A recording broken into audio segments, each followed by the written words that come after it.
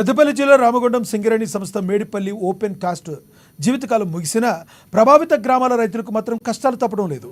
సింగరేణి ప్రభావిత గ్రామమైన లింగపూర్లో పంట పొలాల్లో 2 సీజన్లో వరి సాగు, అంతర పంటలుగా కూరగాయలను పండించేవారు.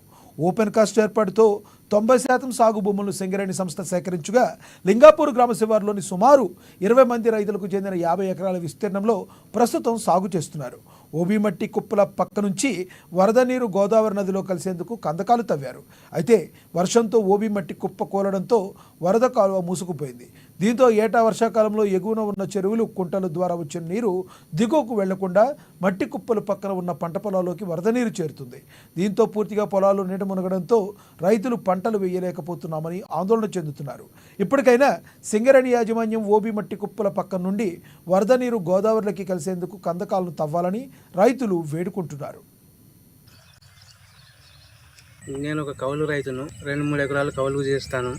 ఈ నేను చేసే భూమి డంపియార్డ్ పక్క పంట ఉన్నది. ఈ డంపియార్డ్ పక్క పంట నేను ప్రతి పంట చేసిన ప్రతిసారి వాన నీటికి మునిగిపోతుంది. నేను దాని వల్ల కౌలుతోటే బతికేవాడిని. దాని విషయంగా నాకు ఏ లాభం లేకుండా పంట కూడా వెళ్ళడం లేదు. ఈ సింగరేణి వాళ్ళు డంపియార్డ్ చేయబట్టి 10 నిమిషాలు అరగంట పట్టినా గానీ మొత్తం పొలం మునుగుతుంది నాది. నాతో పాటు ఇంకొక 10 మంది రైతులది కూడా 50-60 ఎకరాల దాకా ప్రతిరోజు నీళ్ళే ఉంటుంది. దానితో మేము పంట నష్టపోతాం.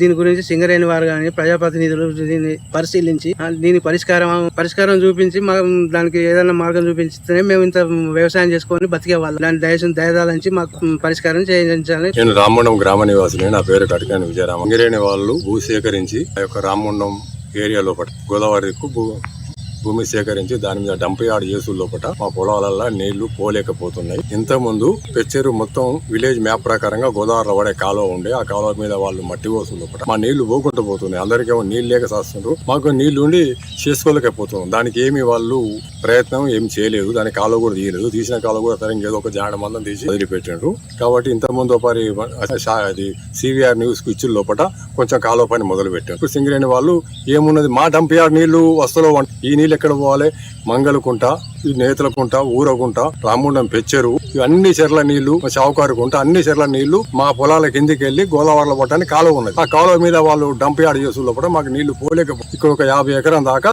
నేను ఒక కౌలు రైతును.